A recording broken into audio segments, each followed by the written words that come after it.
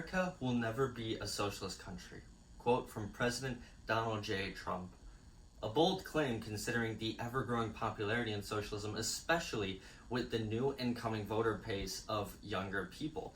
Now, I know many of you had likely heard terms like this before, saying things like, America will never be a socialist country, and I know that I have as well. But the question that we need to be asking right now is, does this benefit us to stay capitalist and ignore socialist critiques of capitalism and ignore socialist policy? Now, I've been researching the benefits of socialist policy for quite some time now and recently joined a party based on establishing socialism in the United States, and what I can say is that it is necessary for the United States to establish a socialist planned economy for three basic reasons. Socialism could strategically develop impoverished regions, easily handle humanitarian crises, and notably raise the average standard of living. Now, let me demonstrate to you how socialism can solve our nation's problems. The first problem socialism could fix in the United States is our lack of decent national infrastructure, and specifically in our impoverished regions.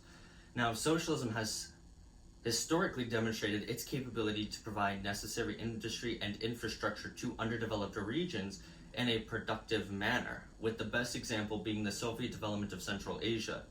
You can already see right here that with the use of Soviet-style socialist planning, we are able to create massive cities full of public infrastructure. And in a 2017 article called "The Soviet Development of Central Asia," with socialist industrialization, the gap in level of development of the central regions of Russia and Central Asia was to a very large extent equalized.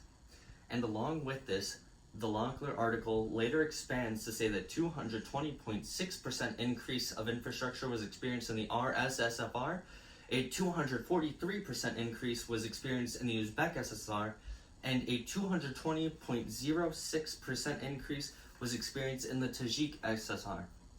And this relates inversely to the US, as our infrastructure is currently decaying. In D for Deterioration, the High Cost for Low Infrastructure Spending, published July 12, 2017 by Roger Kemp, it states that the average public infrastructure grade for our nation was a C- in 1988 and a D+ in 2017. And to solve this problem, Kemp argues that direction must come from the highest level of government.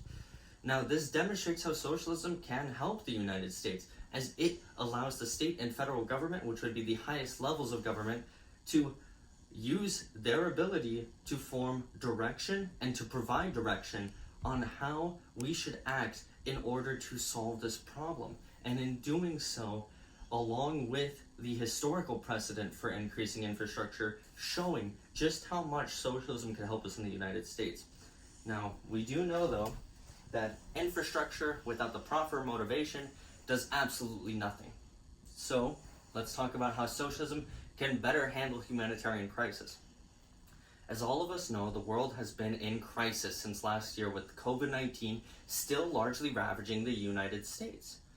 Now, what we've seen, though, is that nations of a planned economy are not currently suffering to the same extent as us, with a good example of that being the People's Republic of China, with one of their workers seen right here currently handling a box full of COVID goods ready to go to the doctors in public hospitals. Now, in an article called "Karl Marx in Wuhan, How Chinese Socialism is Defeating COVID-19" from June of this year, we learned that part of the reason China has handled the pandemic so well is because its government is primarily accountable not to capital, but to its people.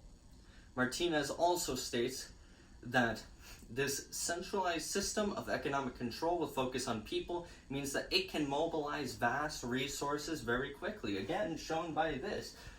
People were mobilized immediately, with many hospitals being built. And meanwhile, we can see that within the wealthiest country on earth, the United States, we've had 39 states who were completely unable to fund their COVID-19 response. And according to an Accounting Today article from September 22nd by Michael Cohn, had actually gone further into debt than some of them already were, demonstrating that it is not the amount of wealth or resource that a country has, but it is the motivation and the willingness to take a cut of profit to help the people, which is something that socialism has done and will always do in stride, leading us to demonstrating the ability of socialism to raise the average standard of living. Now, most still have that old Cold War misconception of low standard of living and suffering. But in reality, we see that the opposite is true.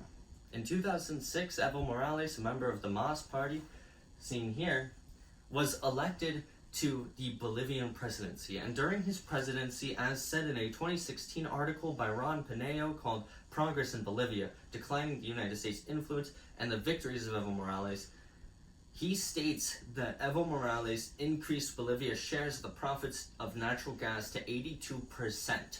And with this, what he had done was increase overall social programs like health, housing, and food, overall raising the national standard of living, something which we have not seen in the United States for a long time, but something that put them as one of the higher ranked nations in Latin America.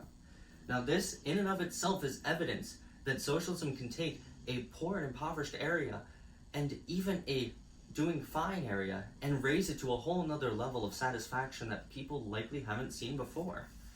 Now, I know this is a lot to take in, and I want you to take a moment to let this all sink in. But it is necessary the United States establishes a socialist planned economy for 3 simple reasons.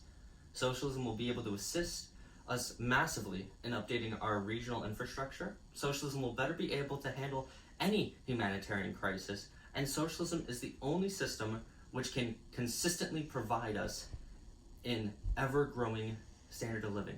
So I'm telling you that if these topics mean anything to you, it is of the essence you join an American Socialist Party, whether CPUSA, PSL, or FTP. And in the words of Pete Seeger, which side are you on?